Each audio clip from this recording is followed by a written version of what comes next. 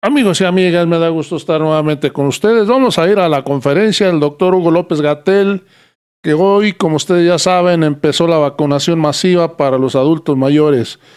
Aquí nos informa, nos dice cómo debe de ir el adulto mayor, qué precauciones debe de tener, en qué estado debe de ir. Vamos a ir a la conferencia muy rápidamente. Hey, ya le doy el micrófono. Bueno, buenas noches. Adelante, que se acabe el tiempo. Buenas noches. Tenía una pregunta sobre la diferencia que hay en las categorías de metropolitanas y centros urbanos. ¿Cuál es la diferencia de esa categoría? Nada más para tener claro en los números de la letalidad por zona, ¿no? Ese es por un lado. Y la otra, hubo distintos reportes de gente que estuvo pues varias horas, sobre todo pues obviamente en la Ciudad de México o en lugares como más llanos, que estuvieron varias horas esperando, o sea, 3, 4, en algunos casos se extendió hasta 5 horas. Entonces, si hay previsto alguna forma como de agilizar esta espera en algunos lugares. Y bueno, ahí está. Con mucho gusto. Habitualmente y de manera un tanto arbitraria, el censo define los distintos tamaños poblacionales y las zonas metropolitanas las ubican más de 2.500, lo cual es un límite bastante bajo. Nosotros exploramos varios puntos de corte para este análisis, para considerar distintos grados de agregación urbana. Y en todos vemos este patrón que presentó ya en la diapositiva el doctor Alomía, que es muy consistente y que además tiene un trasfondo muy importante, que es la realidad social. La desigualdad social, nunca debemos olvidarlo, es el determinante más importante de los desenlaces en salud, y por eso, aunque entendemos que para las personas que viven en zonas urbanas y que tienen como referencia principal la vivencia en zonas urbanas, a veces no sea tan claro, pero los datos sí son muy claros. En donde hay zonas urbanas tenemos tiempos de desplazamiento y accesibilidad a centros hospitalarios considerablemente mayor que lo que hay en zonas rurales. Y entonces por eso, entre otros muchos factores, las condiciones de salud también son más desventajosas en las zonas rurales. Pero el patrón es muy consistente, hay un gradiente, lo que se ve en la diapositiva de columnas, de la letalidad. Lo que quiere decir, en términos simples, es si una persona enferma de COVID en una zona rural tiene mayor probabilidad de no poder resolver su atención, porque la disponibilidad de unidades de atención es menor, o tiene que recorrer un trecho mucho más largo para alcanzar esa atención. En cambio, una persona en zona urbana podría tener mayores posibilidades, eso independiente de otros determinantes sociales y económicos de la salud, ¿no?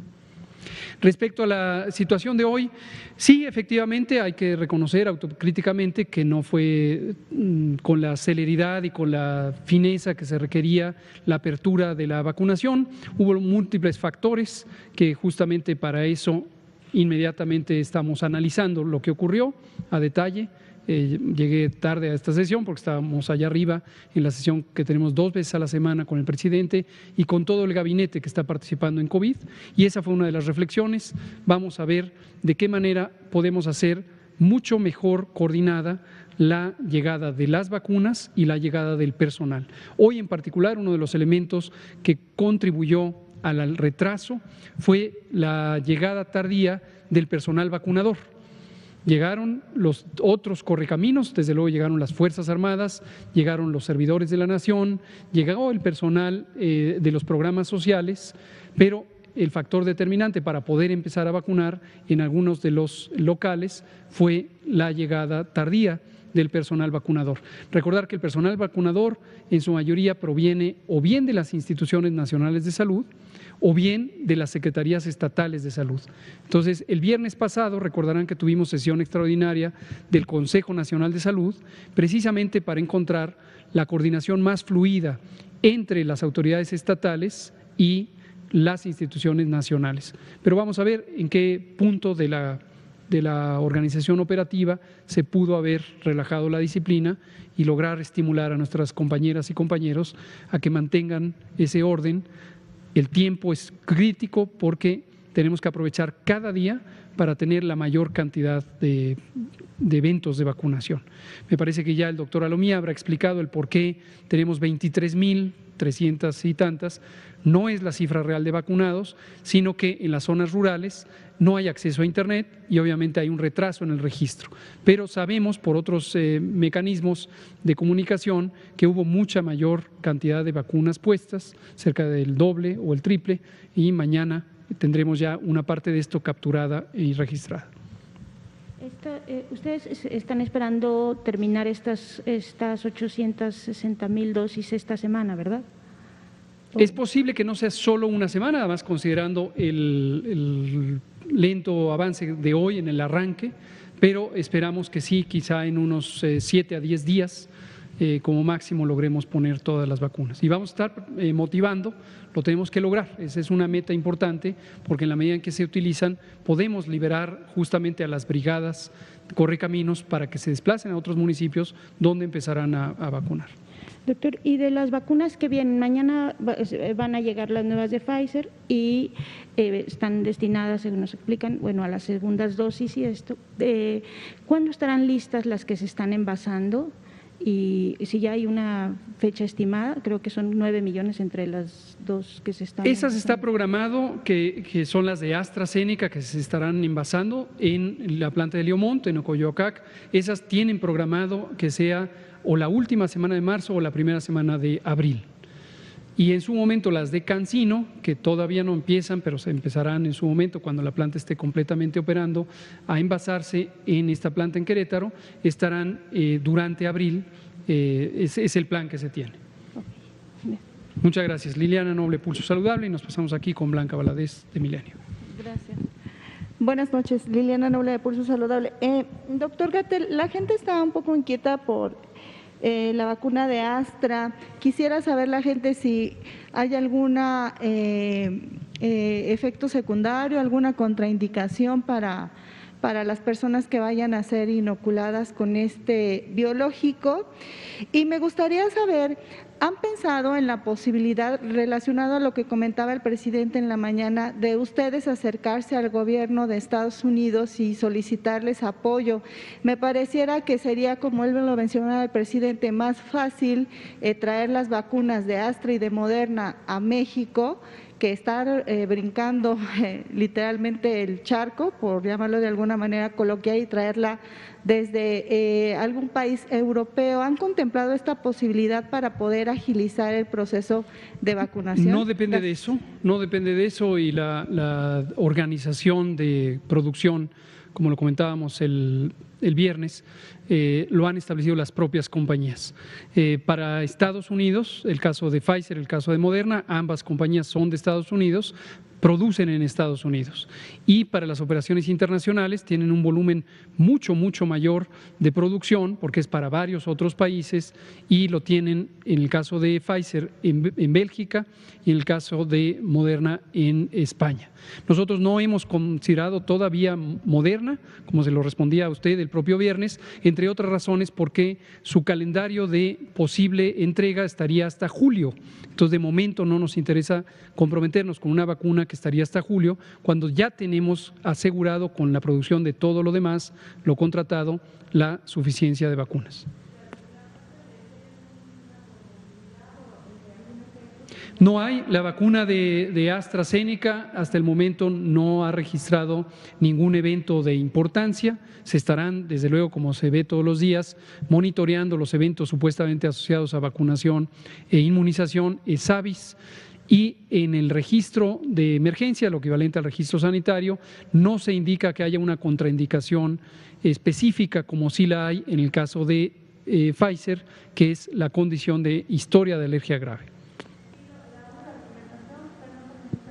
Comentarle su serie de enfermedades preexistentes. En todos los casos, exactamente, en todos los casos las personas deben declarar, comentar lo que pudieran tener de enfermedades preexistentes. Y una cosa que es importante, nos lo han preguntado, pero lo insistimos, llegar en las mejores condiciones posibles. Bien dormido, bien comido, bien hidratado, es muy importante, sobre todo la hidratación en personas adultas mayores. Las personas adultas mayores son muy susceptibles a los cambios de la presión arterial y esta puede estar disminuida si no se está en un buen grado de hidratación. Cuando se inyecta a una persona, la propia experiencia dolorosa, aunque es mínima, a veces puede propiciar una reacción neurovagal, como se llama técnicamente, y hacer que disminuya temporalmente la frecuencia cardíaca durante unos pocos segundos, pero una persona deshidratada, adulta mayor, eso podría llevarle a un desmayo, por ejemplo. Entonces, hay que llegar con suficiente hidratación al puesto de vacunación. Doctor, y finalmente, las personas que físicamente hoy no se encuentran en Ciudad de México y que ya estuvieran convocadas para la vacunación y se encontraran en algún otro estado de la República, ¿cómo le van a hacer? ¿Tienen Habrá que nuevas viajar oportunidades. Que no se logró vacunar ahorita, todavía falta un trecho de más vacuna y se volverá a emitir un llamado a que las personas se vacunen. Okay, gracias. Es. Blanca Valadez y Karina Aguilar. Muy buenas tardes, doctores. Preguntarles, la Organización Mundial de la Salud señaló que aunque las personas se vacunen, pueden infectarse o no, pero sí propagar el virus. Ustedes, con la experiencia que tienen desde el 24 de diciembre a la fecha, ¿qué es lo que han visto respecto a esta alerta o anuncio que hizo la Organización Mundial de la Salud? Y también preguntarles, ustedes estaban haciendo un análisis de la red de frío. La red de frío que les dejaron en pasadas administraciones, de acuerdo a lo que nos comentaba, no era una red de frío adecuada. ¿Qué han invertido en esta red de frío? ¿De qué manera están subsanando? Si hay una inversión que se está haciendo para lograr esta vacunación primero en las zonas rurales y después llevarla a las zonas metropolitanas. Y ahorita le formulo la última. Con mucho gusto.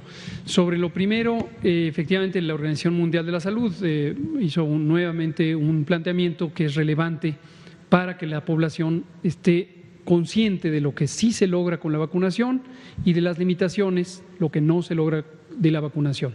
Específicamente comentó que aun cuando una persona pudiera estar ya vacunada y no desarrollaría enfermedad si es que la vacuna le protege, como ocurre en la mayoría de los casos, dada la alta eficacia de las vacunas, eso no implica que pierda la capacidad de propagar el virus, porque el virus se puede alojar temporalmente y replicarse en la garganta.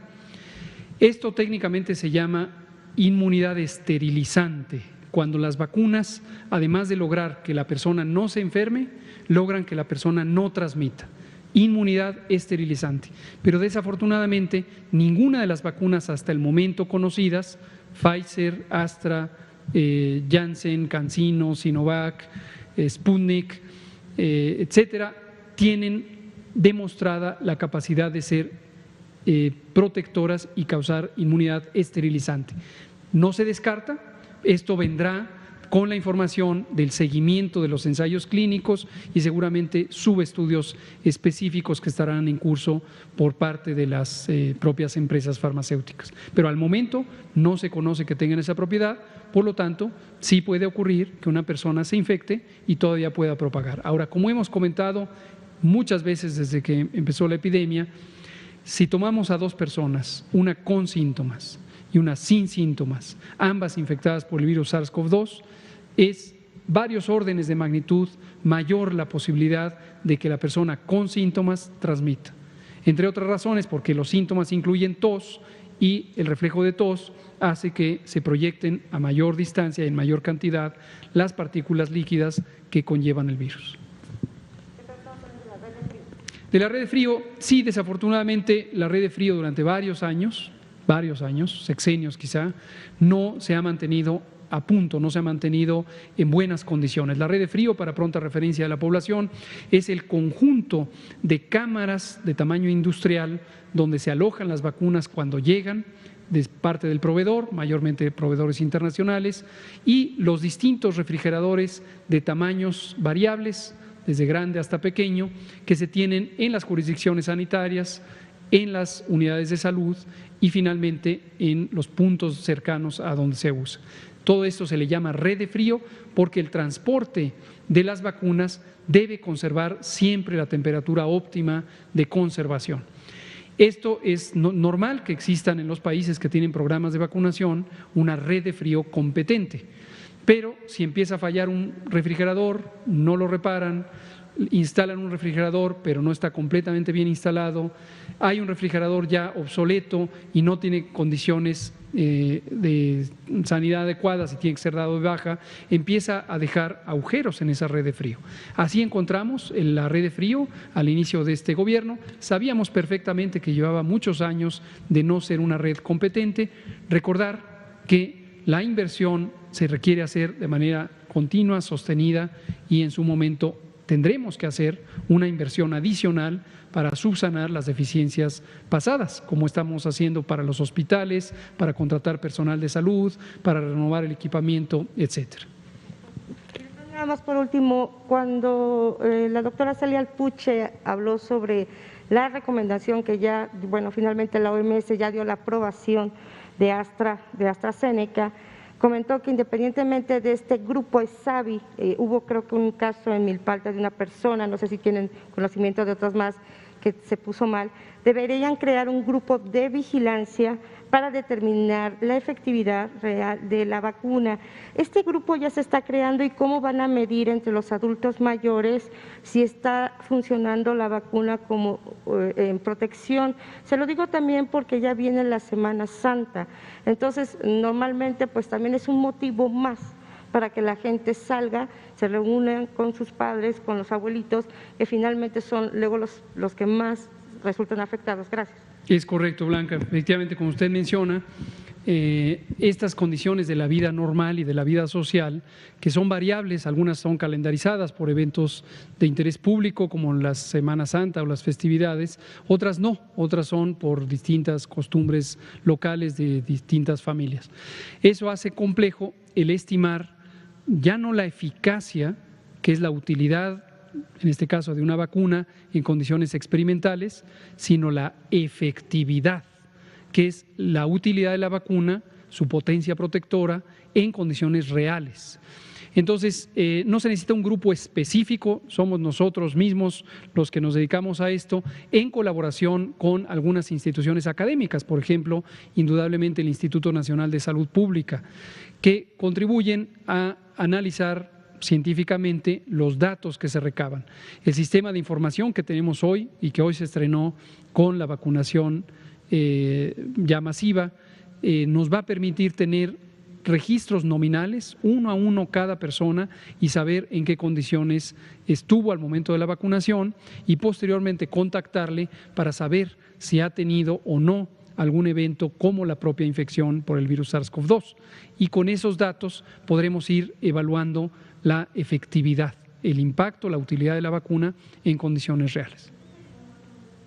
Hay que hacerlo en varios periodos, desde luego no tendría caso hacerlo al día siguiente de que se pone, pero sabemos que se estima que durante el primer mes las personas ya podrían estar protegidas y con ello se empieza a dar seguimiento periódico y haremos un diseño para un estudio de cortes transversales en donde podamos ir calculando de las personas vacunadas qué proporción pudiera haber desarrollado la una modalidad es los anticuerpos, pero lo otro es el riesgo de infección y el riesgo de enfermedad. Ese es el desenlace principal de interés, más allá de los anticuerpos.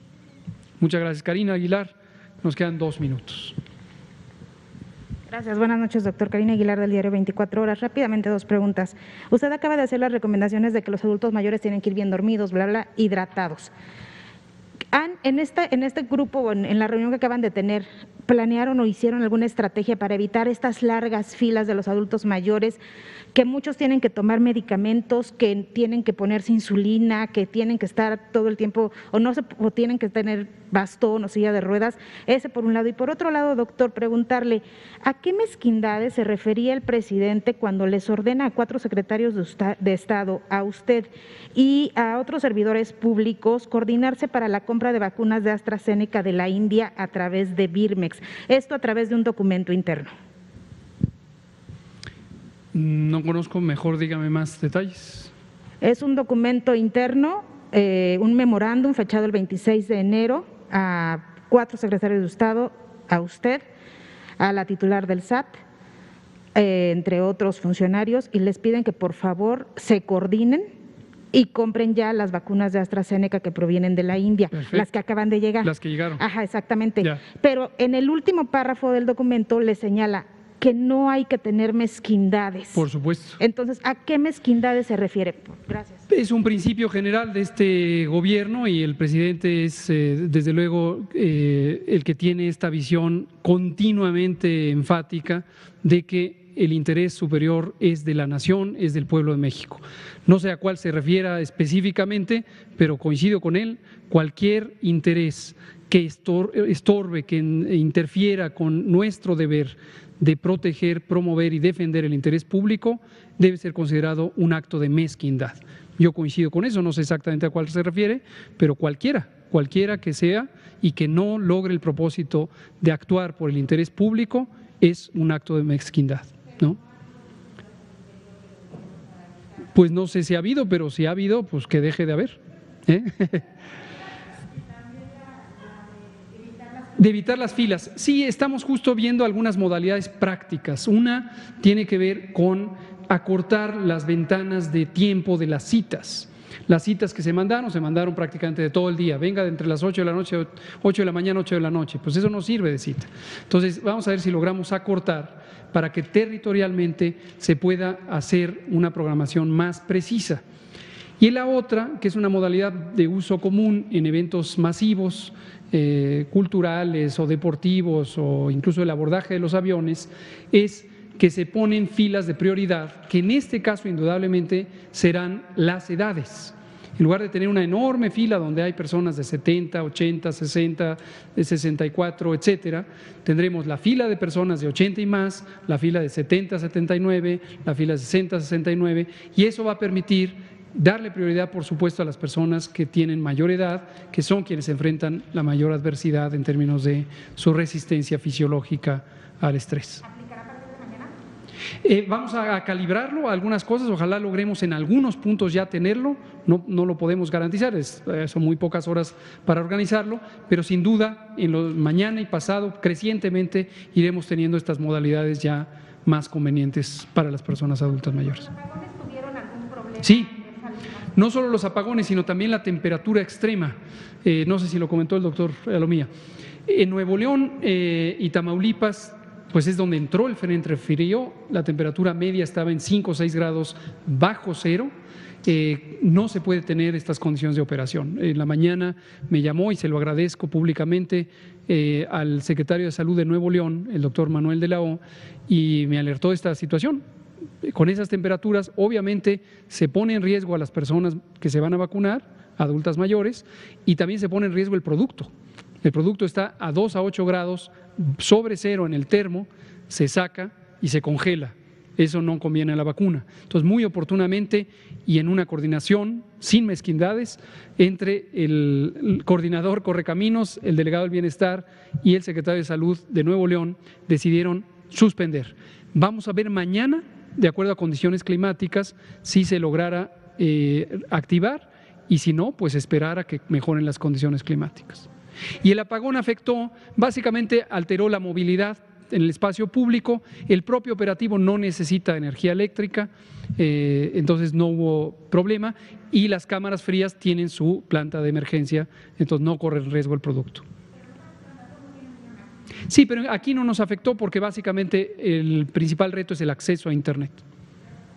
Pues muchas gracias, son las 20:03, aquí terminamos. Mañana es el Pulso de la Salud, daremos información ya panorámica sobre los distintos calendarios de llegada de vacuna, incluyendo la que esperemos que el clima nos permita llegue mañana en la mañana. Muchas gracias.